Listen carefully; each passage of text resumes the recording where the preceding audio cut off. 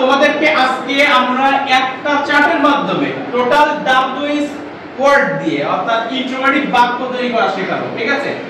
কিভাবে আমরা অন্যদের কাছে প্রশ্ন করব, হ্যাঁ, সেটা আমরা একটা চার্টের মাধ্যমে আমরা আমাদের যে ডাব্লিউএইচ ওয়ার্ড রয়েছে, ডাব্লিউএইচ পার্সেন্ট রয়েছে, সেই পার্সেন্টটা আমরা একটা চার্টের মাধ্যমে দেখো। আমরা যদি ইন্ট্রোগেটিভ প্রথম বেসিক রুলটাতে চলে যাব, আমরা যে ইন্ট্রোগেটিভের স্ট্রাকচারটা কেমন হবে। আমাদের প্রথমে কি থাকে? ডাব্লিউএইচ ওয়ার্ড কি থাকে? WH word. তাহলে ডাব্লিউএইচ ওয়ার্ডের প্রথমটা আমরা দেখলাম হট। হট মানে কি? কি বা কি। ওয়েন মানে কি? কখন। তারপর হাউ মানে কি? কিভাবে। হোয়াই মানে কি? কেন। ওয়্যার মানে কি? কোথায়। হু মানে কি? কে বা কাকে। হুম মানে কি? কাকে। হুইচ মানে কি? কোনটি। হাউ মেনি মানে কি? কত জানা যায়। হাউ মাচ মানে কি? কত জানা যায় না। হোয়াট কাইন্ড অফ মানে কি? কি ধরনের। হোয়াট টাইপ অফ মানে কি? কি ধরনের। হোয়াট সর্ট অফ মানে কি? কি ধরনের। তাহলে আমাদের প্রশ্ন করার জন্য আমাদের কি লাগবে? প্রথমে ডাব্লিউএইচ ওয়ার্ড গুলো আমরা ডাব্লিউএইচ ওয়ার্ডকে এক পাশে রাখলাম। তারপরে আমাদের প্রথম দ্বিতীয় স্টেজ হচ্ছে আমাদের অক্সিলারি ভার্ব। কি লাগবে? Auxiliary verb. তাহলে প্রথমে কি পাচ্ছি আমরা? ডু। তারপর আমার সাথে বলো ডাজ। তারপর ডিড। এগুলো যদি থাকে তাহলে এখানকার মূল ভার্বটি V1 হবে। কি হবে? V1 হবে। তারপরে কি আছে? হ্যাভ। তারপর কি আছে? হ্যাজ। তারপর কি আছে? হ্যাড। এই হ্যাভ হ্যাজ হ্যাড যদি আমরা নিই তাহলে ভার্বটি কি করব? V3 নেব। তারপরে কি আছে? am। তারপর কি আছে? is। তারপর কি আছে? are। তারপর কি আছে? was। তারপর কি আছে? were। যদি আমরা এগুলোর কোনটি নিই তাহলে অবশ্যই তার সাথে V1 প্লাস ing যুক্ত করব, তাই তো?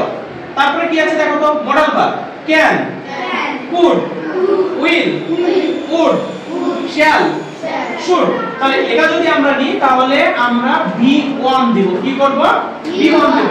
আমাদের তৃতীয় ধাপ হচ্ছে আমাদের পরে সাবজেক্ট নিতে হয়, তাই তো? ইন্ট্রোগেটিভ বাক্যে। তাহলে সাবজেক্টটা আমরা এখানে কি দেখছি? I। তারপর কি দেখছি? you। তারপর কি দেখছি? we। তারপর কি দেখছি? they। তারপর কি দেখছি? he।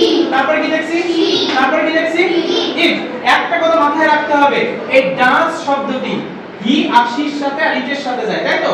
এবং যে কোনো নামের সাথে যায়। তারপরে হ্যাজ শব্দটি কার সাথে যায়? হি বা শির সাথে যায় এবং ইটের সাথে যায় এবং যে কোনো নামের সাথে যায়।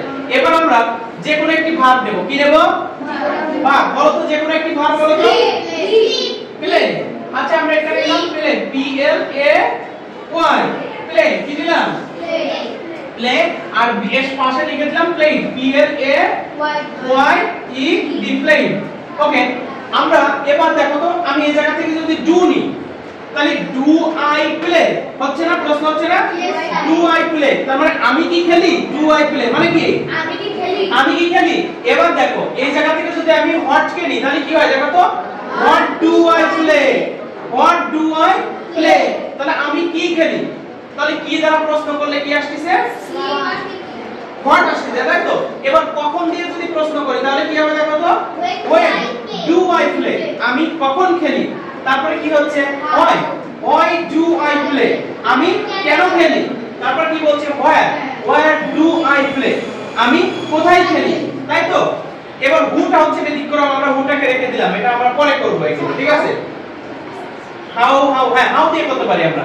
how do I play আমরা কিভাবে খেলি, তাই তো? তাহলে এইভাবে যদি আমরা এখান থেকে ডাজ নিই তাহলে দেখো তো ডাজের সাথে কি হবে তখন? Does he plays. প্লেস হবে না, প্লে হবে। তাহলে ডাজ হি প্লে। তারপর কি হবে? Does she play.